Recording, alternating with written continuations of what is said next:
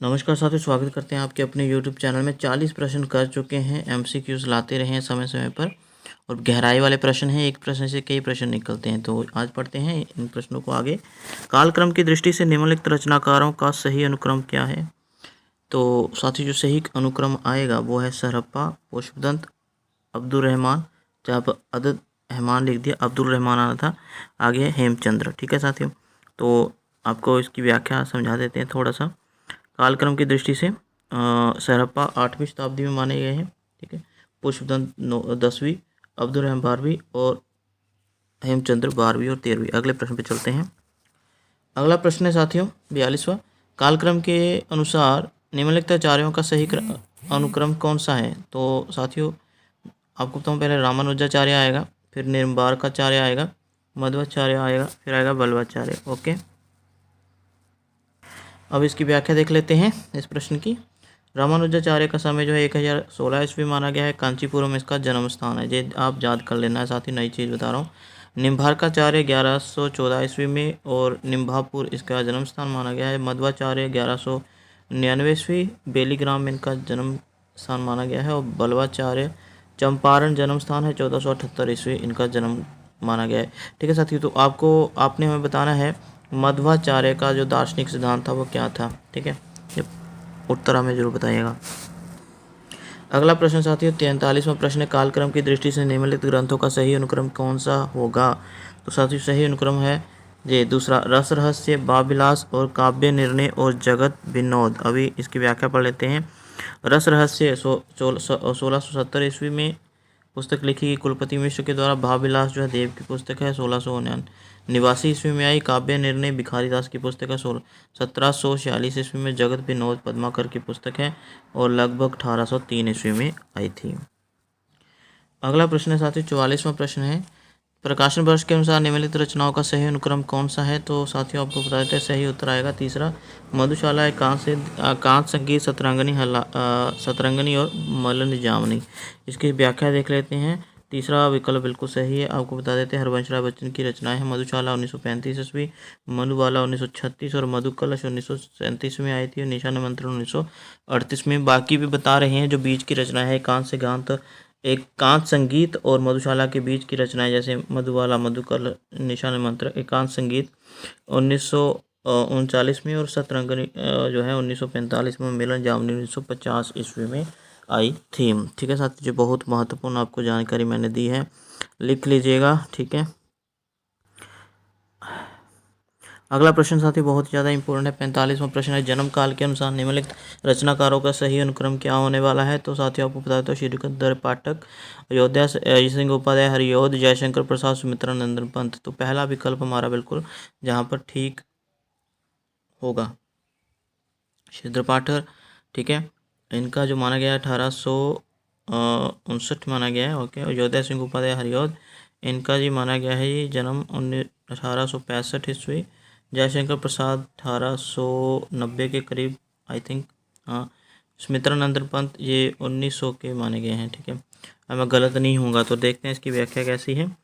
ठीक है, जी हाँ, श्रीधर पाठक 1859 से लेकर 1928 तक इनका जन्म काल।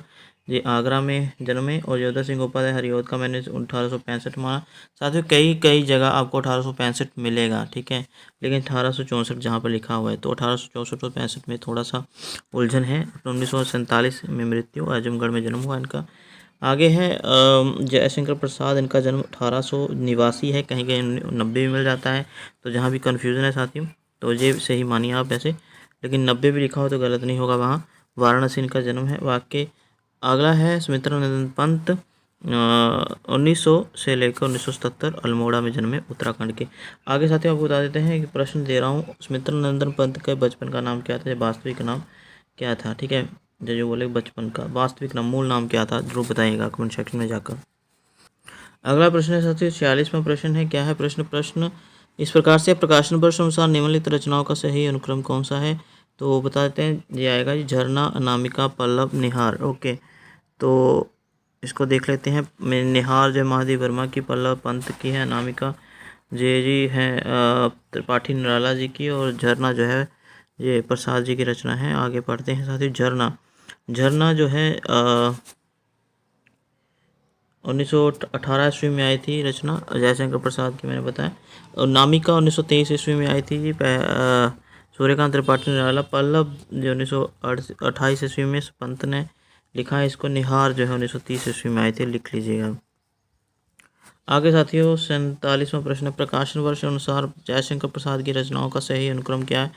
तो आपको बता दो तीसरा आने वाला है, प्रेम पथिक, आंसू, लहर, कामयानी। सही व्याख्या क्या है देख लेते हैं।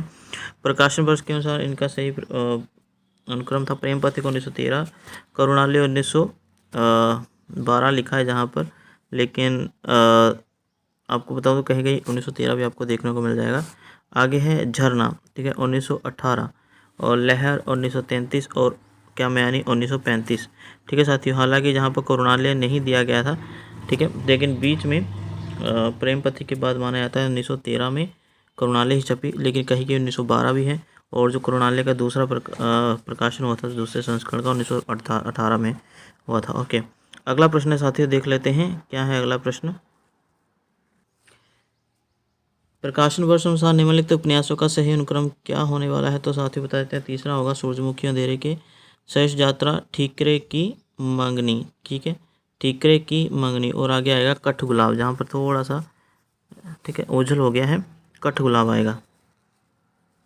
और जो किन की रचना है, सूरजमुखी अंधेरे के जो कृष्णा सोपती का उपन्यास माना गया 1972 में आया। शेष यात्रा जो उषा प्रियबंदा का रचनाकार जो है उषा प्रियबंदा नारी विमर्श में आती हैं। उन्होंने 1984 में शेष यात्रा नामक उपन्यास लिखा। और ठीकरे की मंगनी बहुत इंपॉर्टेंट है, नासिरा शर्मा 1989 में ये आया था ये उपन्यास। और कठ गुलाब बहुत इंपॉर्टेंट, मृदुला गर्ग का, और 1996 ईस्वी में ये आया था जी, ठीक है, उपन्यास। अगला प्रश्न है साथियों 49वें अंक पर, प्रकाशन वर्ष की दृष्टि से कहानी संग्रहों का अनुक्रम। तो साथियों आपको बता देते हैं कि जो सही आएगा वो आएगा चौथा विकल्प है, इंसान के खंडर, परिंदे, सतह से उड़ता आदमी, और पीली छतरी वाली लड़की, ठीक है, पीली छतरी वाली लड़की, जहाँ पर थोड़ा सा ओझल हो गया। तो इसकी व्याख्या पढ़ते हैं। जी हाँ साथियों, इंसान के खंडर जो कहानी संग्रह है 1950 ईस्वी में आया मोहन राकेश का।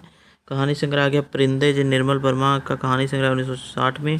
सतह से उड़ता आदमी 1971 में मुक्तिबोध का कहानी संग्रह 1971 में आया था। पीली छतरी वाली लड़की जो 1902 माफ़ करेगा 2001 में ये कहानी संग्रह आया था, उदय प्रकाश का है ये। आगे साथियों विद्यानिवास मिश्र जो हिंदी निबंधकारों में सबसे प्रमुख आते हैं, ठीक है। प्रकाशन वर्ष के अनुसार विद्यानिवास मिश्र के निबंध संग्रहों का सही अनुक्रम क्या होने वाला है? पहला विकल्प बिल्कुल सही है, तमाल के झरोकों से शिफाली जल रही, शीरष की याद आई, और रथ यात्रा। अब इसकी व्याख्या पढ़ लेते हैं साथियों, बिल्कुल आसान व्याख्या है। विद्यानिवास मिश्र का सही निबंधों का सही अनुक्रम जो है, तमाल के झरोकों से 1981 ईस्वी में आया। संचारणी ये नहीं था हालांकि ऑप्शन में, लेकिन फिर भी बता देते हैं 1982 ईस्वी में ये निबंध छपा उनका। अंगद की नियति बहुत इंपॉर्टेंट 1984 में। गांव का मन 1985 ईस्वी में। शिफाली जल रही 1999 माफ़ करेगा 1989 ईस्वी में। और सोहम, ठीक है, सोहम ये 1991 ईस्वी में। नदी, नारी और संस्कृति जो 1993 ईस्वी में। शीर्ष की याद है 1995 ईस्वी में, ठीक है। ये इंपॉर्टेंट है साथियों, जो ऑप्शन में भी था। ओके, आगे है साहित्य का खुला आकाश, बहुत इंपॉर्टेंट, बहुत बार पूछा गया है ये भी, और 1996। आगे है रथ यात्रा 2002 ईस्वी में। और गांधी का करुण रस इंपॉर्टेंट है 2002 में। कितने मोर्चे 2007 में निबंध संग्रह छपा। बाकी भी बहुत सारी जानकारी आपको जहाँ पर देखने को मिली। तो 50 प्रश्न साथियों जहाँ पर हमने करवाए। कैसी लगी वीडियो जरूर बताइएगा। मिलते हैं अगली वीडियो में, तब तक अपना ध्यान रखिए और MCQs देते रहिए।